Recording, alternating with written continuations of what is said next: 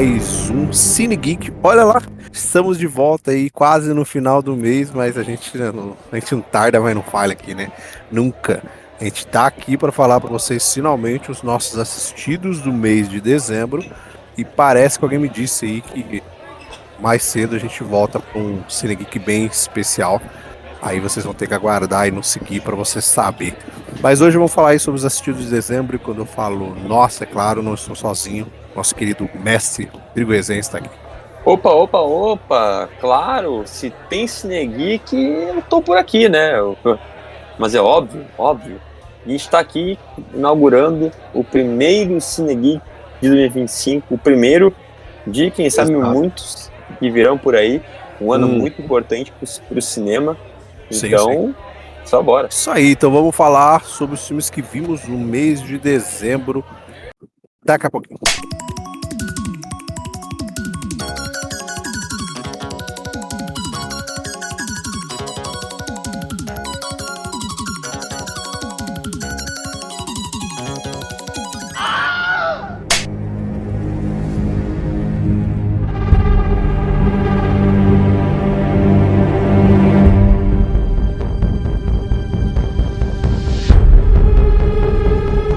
A gente vai meio que fazer um pouco de mistureba aqui.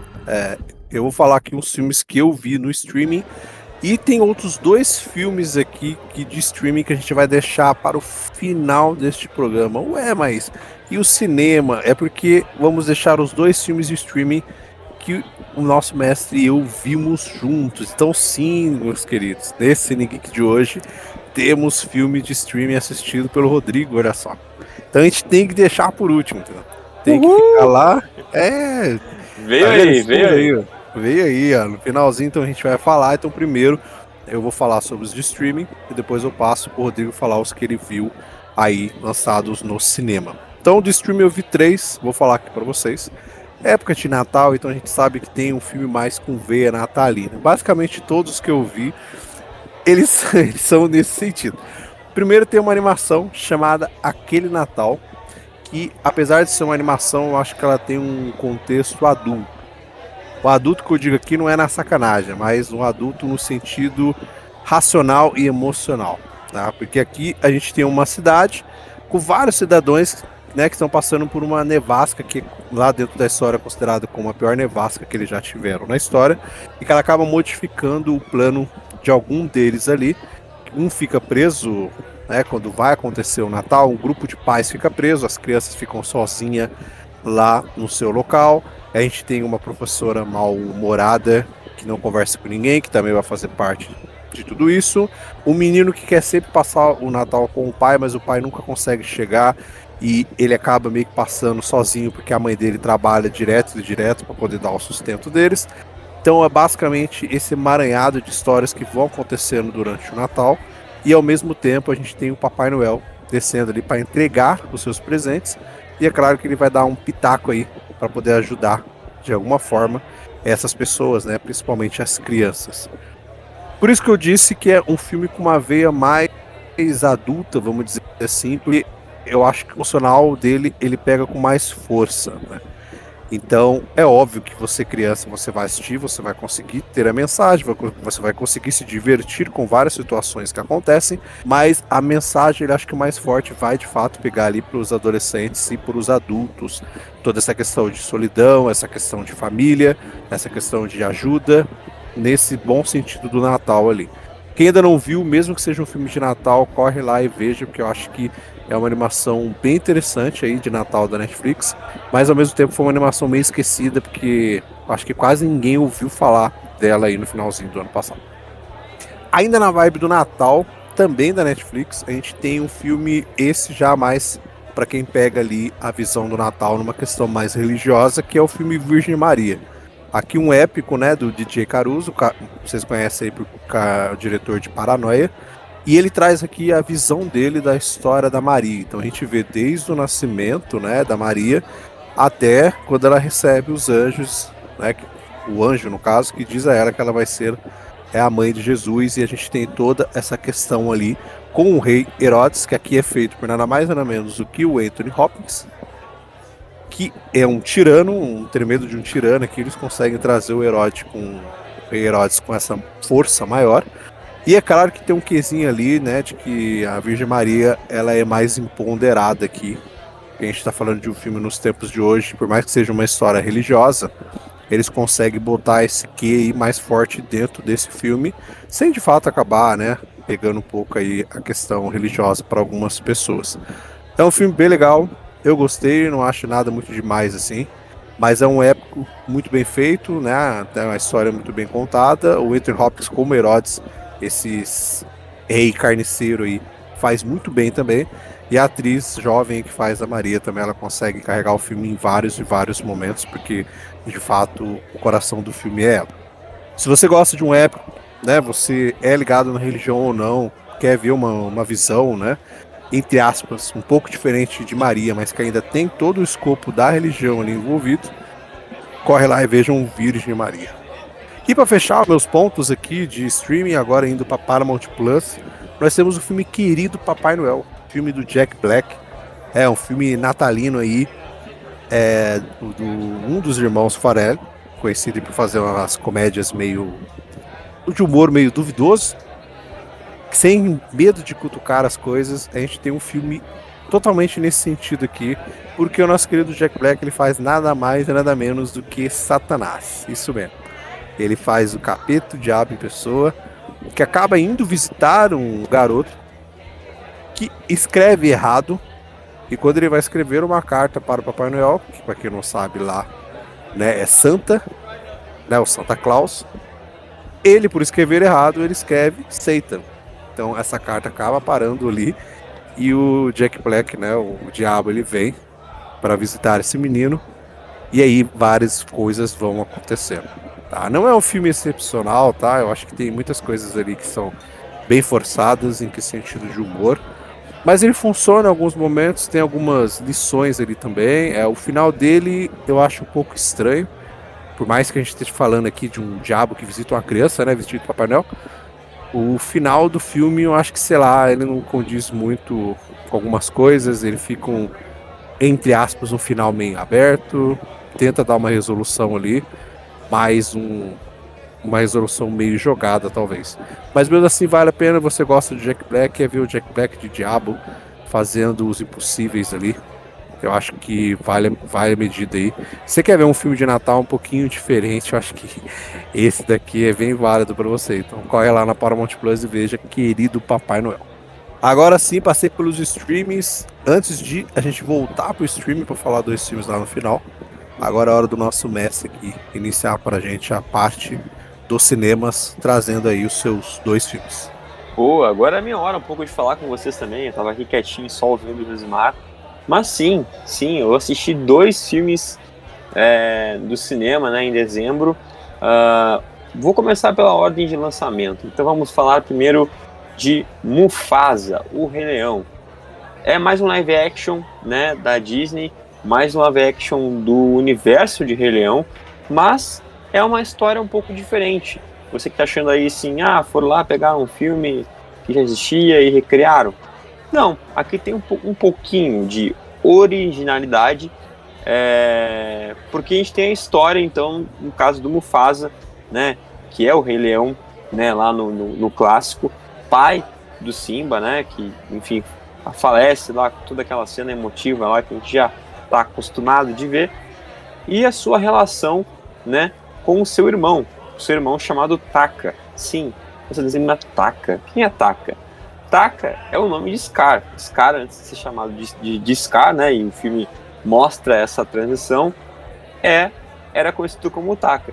Então é realmente esse início, né, dessa relação familiar, dessas intrigas, a forma como o Mufasa foi se ascendendo, né, como um filhote, ele era um filhote órfão, né, como ele foi se ascendendo para se tornar o Rei Leão, ao mesmo tempo de que o seu irmão, né, o Taka / Scar, que era o herdeiro, né, que tinha a primeira linhagem real, fica ali com essa inveja e começa essa relação conturbada entre eles dois. Eu, particularmente, gostei do filme, mas ele vai muito na linha do que foi o primeiro live action de Rei Leão, o que eu já não gosto tanto, né? Eu acho o primeiro live action de Rei Leão, ele bem estranho, assim. Eu sou muito fã de Rei Leão. Para mim, o clássico, né, a animação clássica, ela é um dos melhores filmes, assim, meus filmes favoritos, né, de vida, é uma das primeiras animações que eu assisti. E eu tenho até hoje, assim, esse filme comigo, e essa mensagem do filme comigo, em relação à vida, toda a filosofia, né, da forma de vida, a forma como a gente encara a vida. E eu acho que isso se perde um pouco aqui para um tom mais comercial, que é o que se adotou com o Rei Leão live action anterior. Aqui vai na mesma linha. Tem números musicais que são para tentar cativar, né? Tem a Beyoncé no elenco como uma das vozes, né? Ela é a voz da Nala. Tem lá o Aaron Pierre, né? O nosso Lanterna Verde, como a voz do Mufasa. Tem a própria filha da Beyoncé também, como a Kiara. Então, Nala e Kiara aqui, mãe e filha, realmente, tanto na vida real quanto na tela. Mas é isso, assim. Acho que, mais uma vez, a famosa bengala da nostalgia, né? É um filme ok, tá? Não vou dizer que eu não gostei. Eu achei ok e, pra mim, tá um pouquinho, levemente, acima, assim, do anterior, que também já não é algo tão, né, tão excelente, tão estrondoso, pela questão de ser original, né, de ter essa originalidade na hora de trabalhar uma história que a gente já conhece, que a gente já sabe o final, mas que a gente vê aqui a origem de tudo isso, né, desse contexto familiar aqui em O Rei Leão. O Rei Leão, quer dizer, Mufasa, né, o Rei Leão, acho que não está mais em exibição nos cinemas, mas logo mais estará disponível no Disney Plus. Agora indo para um sucesso clássico nacional que já levou mais de 3 milhões de pessoas para o cinema. É um filme que ainda está em exibição nos cinemas, então se você que está ouvindo aí quiser, vá ao cinema assistir, vá ao cinema prestigiar o nosso cinema nacional. Assim como a gente fala muito de Ainda Estou Aqui, que também teve aí mais de 3 milhões de espectadores, acho que está indo para quase 4 milhões já, quase chegando. Também assista, vá ao cinema, vou reforçar isso, vá ao cinema assistir ou reassistir Ainda Estou Aqui. Por favor, o nosso cinema precisa disso, o filme precisa disso, né? Então a gente precisa fazer muito barulho aí para essa campanha do Oscar que tudo tá encaminhando, que tá dando certo. Tudo meio que se ajeitando aí para quem sabe Ainda Estou Aqui estar indicado, e também teremos lá Fernanda Torres pelo menos indicada para o Oscar. Isso aí é algo magnífico, assim, algo histórico. Mas eu tô falando aqui hoje, no caso, de O Alto da Compadecida 2, a sequência de um dos maiores clássicos do nosso cinema, assim, ó, clássico mesmo. Não tem, assim, ó, pessoa que goste de cinema e não tenha assistido lá O Alto da Compadecida de 1999, né? Então aí são 25 anos, né? Quase 26 anos, né? Porque o filme estreou ali no final de 2024, né? Foi bem no Natal, enquanto o primeiro Alto da Compadecida, se eu não me engano, estreou bem no início do ano de 99. Não que eu tenha assistido, né, pessoal, porque eu era uma criança. Então eu com certeza não assisti em 1999. Mas foi um dos primeiros filmes, assim, junto com o Central do Brasil, junto com Cidade de Deus, que me fizeram ter esse contato, né, essa afeição com o nosso cinema, com a nossa cultura.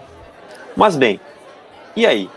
O Alto da Compadecida 2, depois de todo esse tempo, foi positivo ter uma sequência?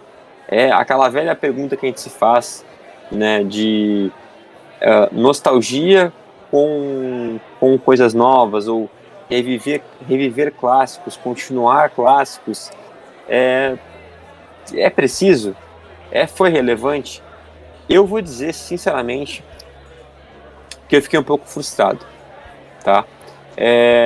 Eu queria ter gostado muito do filme, mais do que eu gostei.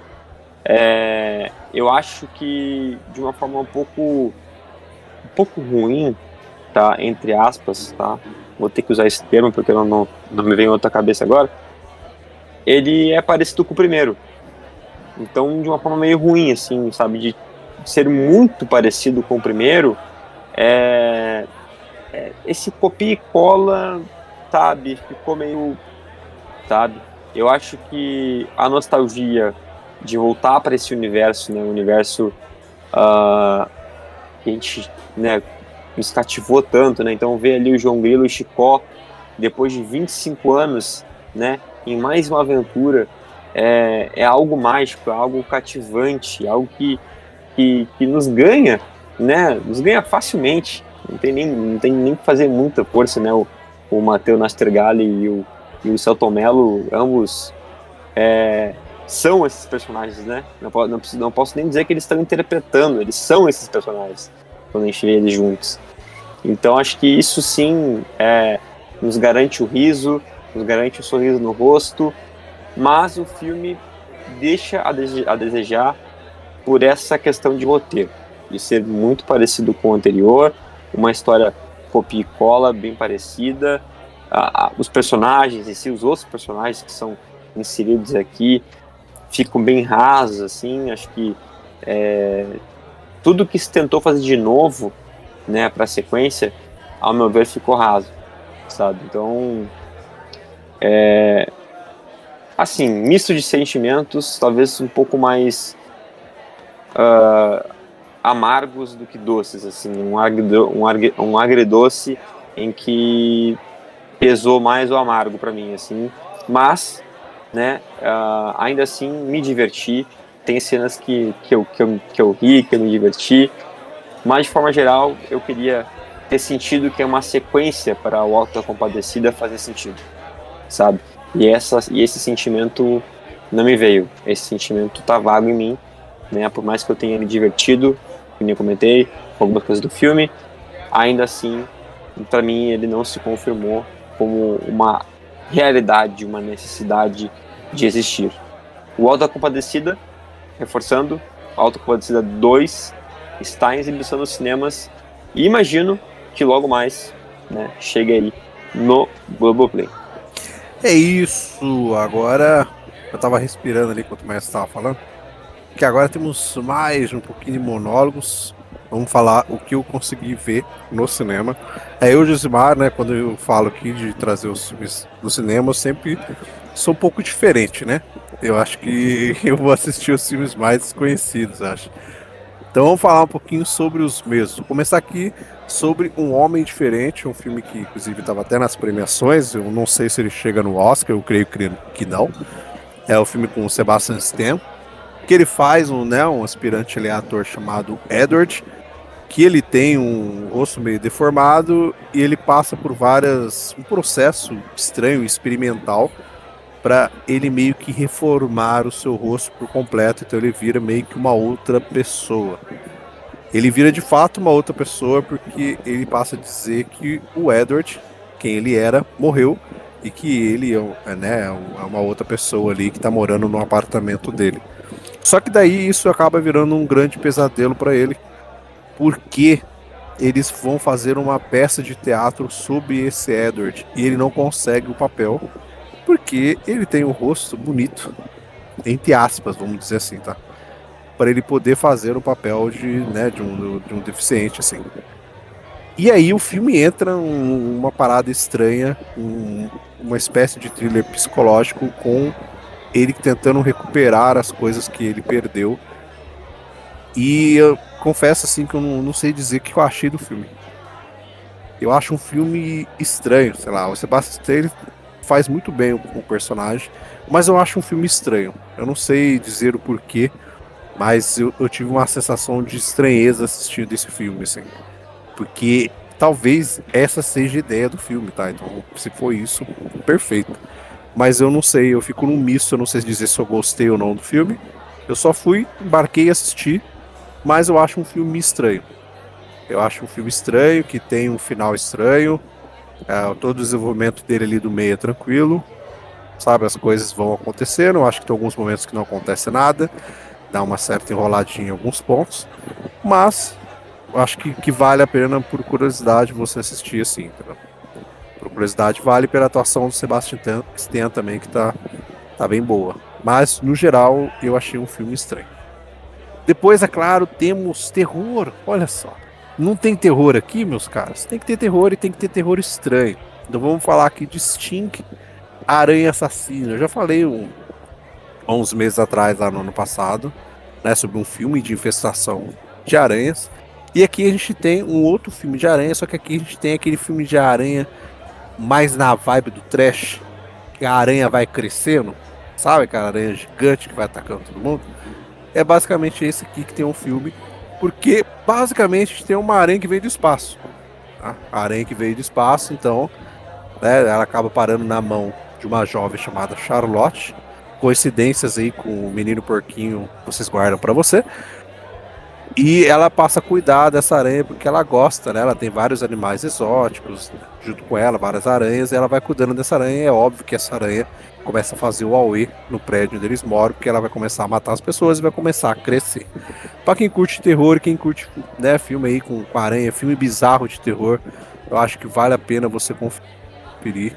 Se você quer um grande profundidade nos personagens, na narrativa, pula para outro filme, porque aqui é a história de uma aranha gigante matando as pessoas. Então, se você quiser ver isso, vá feliz, que é o que você vai ver, entendeu?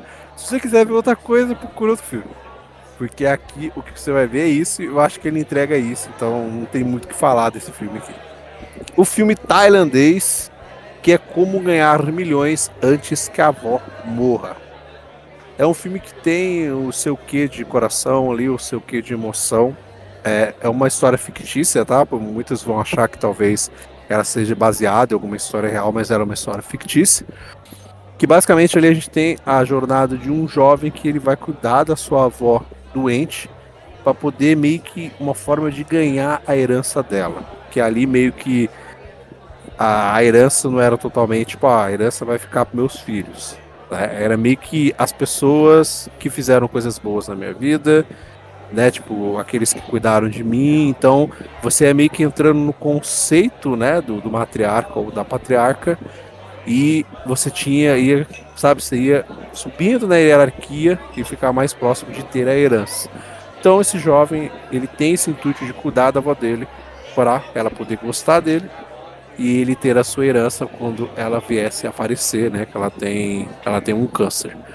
É óbvio que a história vai acontecer, não vou contar para vocês no sentido aqui muito de spoiler. É um filme que tem um pouco mais de 2 horas de duração e ele vai focar aí nessa relação desse jovem com a avó dele.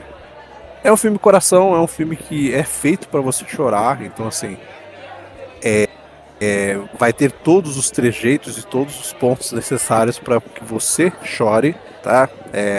Vozinha cortando o cabelo para ficar careca, vozinha chorando. Então assim, você vai se chorar porque o filme ele é feito para isso, ele te propõe a isso, entendeu?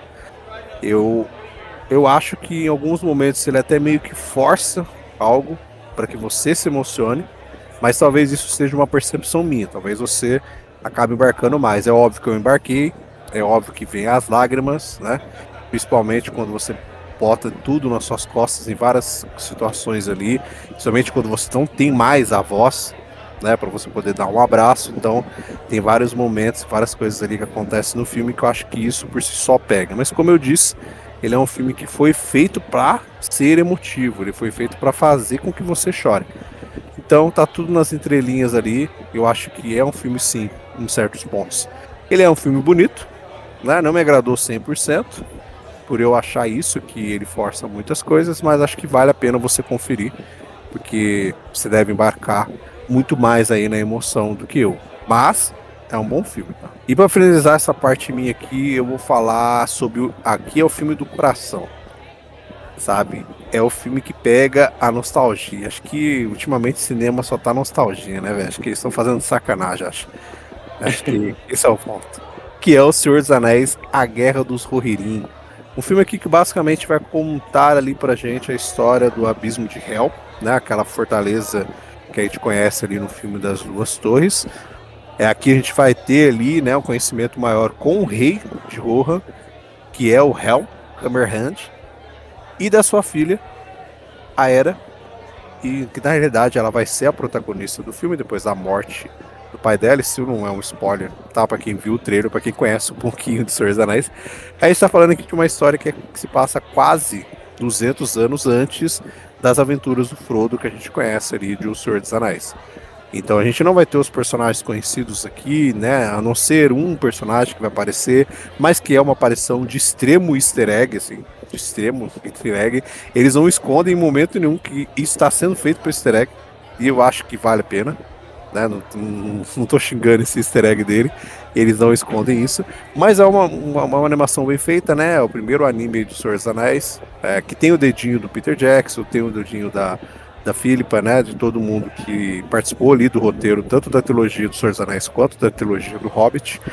Eles estão aqui com, né, uma parte da produção, né, deram seus pitacos. E eu acho que é uma animação visualmente muito bonita e é nostalgia. Ela tá aqui para pegar você que é fã do Senhor dos Anéis e falar pra você, senta aqui e aprecie esse universo. A trilha sonora que a gente conhece do filme do Senhor dos Anéis, que pra mim, quem me conhece sabe que eu considero como a melhor trilha sonora de todos os tempos, me desculpe, mas pra mim é. Ela toca em vários momentos aqui do filme. Tipo, em vários momentos a gente tem a mesma trilha sonora dos filmes da trilogia. Então isso por si só já é um fator nostálgico puro. É óbvio que o filme não se vale somente pela nostalgia. Então, tem alguns momentos do filme que eles se arrastam. A gente tá falando de um filme dentro do universo dos Senhor dos Anéis, então ele tem mais de 2 horas. Será óbvio, ele tem quase 2 horas e 20 de duração. Um momento ele dá uma arrastada para contar as histórias, né? Parece que as coisas ficam meio repetitivas ali, que podiam ter sido cortado uma coisa ou outra. Mas mesmo assim, você que é fã do Senhor dos Anéis, acho que vale muito você assistir essa animação. Ela tem a possibilidade de ter uma continuação, ela deixa isso em aberto no final para ter uma continuação. Eles já disseram que talvez ela tenha e que talvez eles já vão planejar uma nova trilogia em anime, né, do Senhor dos Anéis. Então a gente vai ter mais produções aí em anime do mesmo. E eu acho que você que é fã, você tem que ver essa animação. Pode ser que você goste, pode ser que você não. Que é o que acontece com todas as novas produções que surgem de Senhor dos Anéis aí. A gente sabe que essa animação lá fora, aqui também, né, no Brasil, ela flopou nas bilheterias do cinema, tipo, flopou mesmo, assim. Não deu muita grana pra eles, porque a gente tá falando aqui de um filme, né, de Senhor dos Anéis que é protagonizado por uma mulher. Então, infelizmente, a gente entrando aqui em 2025, o filme que saiu ano passado, 2024, em dezembro, a gente continua nesse ponto aí, né, de que muitos dos fãs de velha guarda do Senhor dos Anéis ainda ficam com esse poder. A gente sabe aí, né, Anéis do Poder, o tanto que ele sofre até hoje por causa da representatividade. Então, essa animação também flopou por ter uma protagonista mulher e por ela carregar ali o legado de Rohan nas costas. Então, a gente sabe que, felizmente, os marmanjos barbudos não gostam disso, né? Então, eu não sei se ela vai ter sobrevida aí, essas versões de anime, por causa da bilheteria que flopou, mas o pensamento deles é que tenha. Mas mesmo assim, corram por enquanto, ela está disponível somente para compra e aluguel digital, mas logo ela deve chegar aí na Max. E agora sim, mestre, para finalizar, 2 filmes aqui de streaming que trouxemos para a gente acabar o nosso bate-papo. Agora sim, vamos falar junto. E eu já vou dizer assim, ó, vamos deixar um por último e vamos começar falando do mais cabeça. Talvez eu tenha escolhido a palavra errada, né, para dizer isso, mas que todo mundo já vai imaginar que o outro filme não tem cérebro, né? Mas é porque esse é um filme muito mais cabeça, né? Um filme de tribunal e é um filme que nada mais é do que dirigido pelo Clint Eastwood, né? O Clintão, o nosso vozinho Clintão, que faz aqui Jurado número 2. Exato, Josimar. O nosso querido, a velha guarda do cinema, né? O Clint Eastwood, né? O Clintão. Tá aí talvez o seu último filme, né? Tem se falado muito. O que ele diz faz 10 anos, né? Mais um capítulo do meu último filme de Clint Eastwood. Mas, assim, se for esse seu último filme, Que grande filme, né? Que grande maneira de encerrar uma carreira tão gigantesca assim no cinema, né? Seja no quesito de atuação quanto no quesito de direção. E bem, aqui a história, no caso, é um jurado, né? Como diz o próprio título do filme, ele é o jurado número 2 e ele vai participar então, né, desse tribunal, né? Como fazer parte do júri. E conforme o caso, né, que ele tem que julgar começa a desenrolar, né, as provas, como é que se diz, as indagações dos advogados, da promotoria, as acusações, né, conforme tudo ali, os fatos vão sendo revelados, ele começa a ver que talvez ele seja o culpado. Então, o jurado é o culpado. Então o filme trabalha muito bem, acho que essa questão de debate, né, em relação a o que é a verdade, né, Uhum. e como que nós lidamos com a verdade, a questão ética, né, também e de justiça, né, as falhas, né, do processo judicial, né, as falhas da justiça, e também, mas principalmente o julgamento da moral humana, né? Uhum. Acho que esse é o ponto principal do filme, nosso julgamento de moral, assim, de Sim. que até que ponto seremos justos, seremos íntegros, e pensaremos na justiça, né? De fato, para talvez não nos comprometer ou ter algum ganho, né? Então o filme ele traz esse debate moral super e de uma forma muito assertiva, né? Porque não torna é um filme de tribunal, mas não se torna um filme de tribunal chato, em que Uhum. fica só rondando em questão do caso. Então Sim. ele também tem um quê assim de thriller, assim, de suspense, de Exato. tensão, né? Então acho que isso é um ponto super positivo que o Clint Eastwood conseguiu trazer aqui para um filme de tribunal, né? E para quem sabe ser o último filme, mas um grande filme. Com louvor, né? Quase 2 horas de filme, né, Messi? Uhum. E essa, Passa muito essa rápido. descoberta passa muito rápido, e essa descoberta de que ele pode ser quem matou a vítima da pessoa que ele está ajudando a julgar acontece antes de 30 minutos de filme. Tipo, muito antes. Exato. Acho que em 20 minutos de filme, alguma coisa, a gente, né, tipo, as provas começam e ele já vai mudando a feição e na cabeça dele já vai construindo e, meu Deus do céu, velho. E aí a moral toda vai ser construída porque, né, fica aqueles pontos, a gente não vai dar spoiler aqui, mas inicialmente ele mesmo fica remoendo esse negócio, mano. Ele fica remoendo aquilo, meu Deus do céu, velho, como é que eu vou julgar o cara sendo que, entendeu? Então ele começa a induzir as pessoas e tal, né, tipo, de que o cara é inocente, só que ao mesmo tempo, tipo, pô, mas se o cara foi inocente, eu vou ter que revelar que fui eu. Então existe todo aquele debate e o Clint ele consegue fazer isso. Tipo, você tem quase 1 hora e meia de filme após descobrir que ele é o assassino. Você tem 1 hora e meia de tudo construído e muito bem construído. Não é uma coisa que fica, tipo, formando uma bolha e bolha, bolha. Não. É conduzido de uma forma muito densa, assim, ó, de uma forma muito assertiva, como o mestre disse, desse caso todo. E principalmente porque ele tem um final que é em aberto, né? Ele tem um final Exato. que é meio sugestivo, assim. Tipo, você escolhe aí na tua cabeça o que você acha que aconteceu. Entendeu? Você pode Exato. E foi achar. gravado, né? E foi Isso. gravado, eu vi uma notícia sobre isso, né, de que foi lá no final, mas mais de um final, no caso, né? Então, mais Sim. de um final foi gravado, mais de uma opção, e o Clint Eastwood, ele optou, né, que a melhor versão seria uma versão sem final, né? Em que Exato. ficasse essa questão interpretativa, assim como o filme também, né? O filme em si, ele nos convida a interpretar o que a gente acha que é verdade, o que nem a gente vira um jurado, a gente está julgando um caso também, né? A gente está julgando o protagonista, a gente está julgando os fatos que estão acontecendo da forma como está se desenrolando e conforme é destrinchado cada camada desse filme. Então também é super interessante essa metalinguagem que existe, né? Em que nós, espectadores, também somos jurados. Exato, eu sei que é um filme muito bom, assim, muito bom. Eu não tinha ouvido falar nele antes de ver que ele entrou no streaming, né? No caso, ele entrou aí na Max, tá disponível lá para quem ainda quiser assistir. Se você não viu, corra, vá ver esse filme, porque é um filme muito bom. É um filme que surgiu aí no final do ano passado e muito poucas pessoas falam sobre ele. Como eu disse, parece que não foi divulgada muita coisa, né? Sobre esse filme, apesar de ser do Pinch, não existiu um marketing muito pesado assim num filme desse de streaming. Então ele chegou, não fez muito burburinho, algumas pessoas assistiram, foram falando sobre ele, mas ele tá lá meio esquecido. Então assim, vejam porque é um filme de tribunal muito excepcional, assim.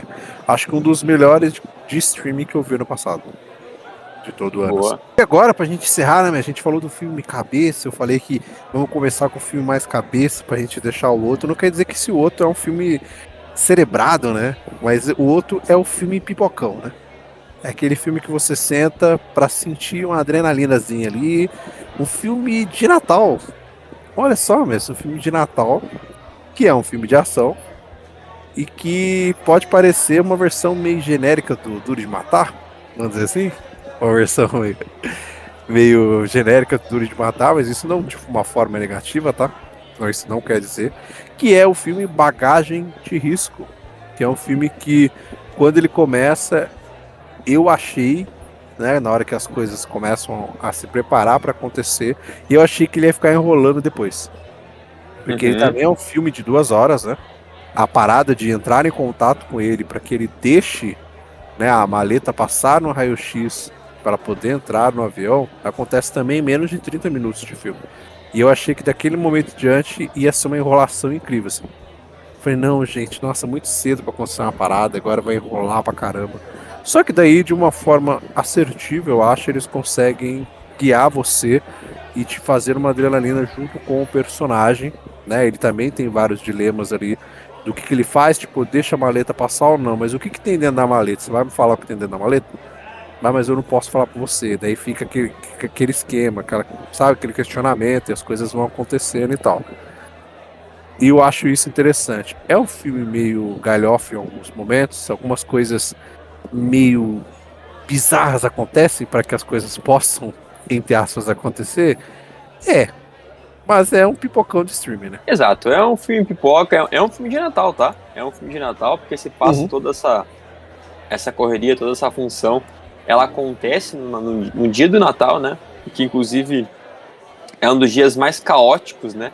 De viagem, assim, tipo de aeroporto. Então, o próprio filme faz essa jogada, né? De pegar uma data como essa. Então, acho que o filme, ele é pipocão, como o Josimar falou. Bastante adrenalina. Eu gosto de algumas cenas de ação, assim, do filme, que são muito boas. A própria tensão que o filme consegue segurar em alguns momentos também, ela é muito legal, ela é muito interessante. Também o que talvez de plots, assim, sabe? De daqui a pouco tu achar que não, a situação vai acontecer de um jeito, né, o protagonista ali do Aaron Eckhart vai conseguir desenrolar de alguma forma, mas acontece uma outra coisa que impossibilita ele, ou né, a própria gangue ali que tá por volta disso consegue contornar algum plano que ele tenta colocar para fugir, né, daquela situação. Então, tem alguns momentos meio piegas, né? Eu acho que tem, né? Alguns momentos bem, bem piegas, assim, mas faz parte de um filme pipocão. Então, tá tudo dentro do contexto. É uma boa dica aí para aquele filmezinho de fim de semana com a família, assim. Dá para assistir aí um filmezinho legal para fazer aquela pipoquinha, sentar no sofá e dar o play. Sim. E o Jason Bateman, né? Depois de Ozark, eles viram que, pô, a gente pode chamar você pra fazer vilões, né? Pra fazer vilões, pra fazer depois de Ozark. O cara desvencilhou um pouco das comédias ali, então ele consegue fazer aqui, né? Consegue fazer muito bem o papel do vilão do filme aqui. Mas é isso, é um filme pipocão, corre na Netflix lá e vejo. Eu acho que nesse sentido, Pipocão também é um dos melhores que eu vi no passado, assim. Nesse sentido, Pipocão de adrenalina. Eu acho que é um dos melhores que eu vi. Boa. Então é isso, meu caro mestre. Aqui foi o nosso Cine Geek, né? Nosso primeiro Cine Geek de 2025. Como dito, se tudo der certo, logo logo a gente vem com um Cine Geek especial. Não vou ficar prometendo muito, mas quando chegar, vocês dão play. Eu não vou prometer muito agora não, mas em algum momento chega aí um Cine Geek especial para vocês. Então já agradecendo nossa entrada aqui em 2025 Cine Geek. A estimativa é que a gente tenha bastante Cine Geek aí neste ano, tá? Eu acho que em sentido de série a gente vai ficar um pouco mais para baixo em relação a filme. A gente tem bastante série ainda acontecendo esse ano, tá? Mas não tem tanta novidade, assim, pelo menos na minha cabeça, a não ser que de repente eles divulguem algumas séries no segundo semestre do ano que não haviam sido divulgadas, do nada surge alguma coisa. Mas agora no primeiro semestre a gente tem, só que a gente tem em alguns intervalos, né? As séries vão acontecendo aí, então a gente vai conseguir abordar lá no Degustando. Então, se tudo der certo, a intenção é que a gente faça pelo menos uns 2 Cine Geeks no mês. Novamente, não prometo, mas a intenção é essa. Porque a gente tem bastante filme, a gente vai continuar com o nosso ritual normal de vir todo mês aqui falar sobre os filmes do mês anterior, mas em algum momento ou outro vai ter algum Cine Geek especial, principalmente para falar sobre um filme só. Você sabe que aqui, o Multiverso da Geek, a veia da nerdice, a veia da cultura pop, ela pega com mais força. E esse ano a gente tem alguns filmes aí que eles merecem um Cine Geek só deles. Então, provavelmente, essa é a ideia, tá? Então, se tudo der certo, esse ano, 2 Cine Geeks ao mês saindo pra vocês. Não, certo, peraí, para. Opa. Como diria nosso caríssimo João Kleber, tá faltando uma coisa, Gismar. Opa. Já sei. Sim, você aí que tá nos ouvindo até aqui, tem que nos seguir se não segue ainda. Lá no @multiverso.dageek, @multiverso.dageek, no YouTube, no Instagram, no TikTok, enfim, na sua rede social favorita, a gente vai estar lá. Então aqui no nosso perfil, né, no seu agregador de podcast favorito, tem os links aí, já bem facinho, só clicar, já ir para lá, clica no seguir e dá aqueles likes lá nos nossos posts, comenta, porque tem muito conteúdo sobre filmes, séries e cultura pop. É o Multiverso Geek na tela, na sua tela do celular. E também aquele convite de sempre, me seguir lá no @resenha pós-créditos, @resenha pós-créditos, no Instagram, no YouTube, TikTok também. Procura lá, Resenha Pós-créditos, vai aparecer minha carinha lá, segue e tô por lá falando sobre filmes, séries e cultura pop também. Como o Josmar falou, nos vemos por aí no próximo podcast, que sei lá qual vai ser, mas estaremos aí.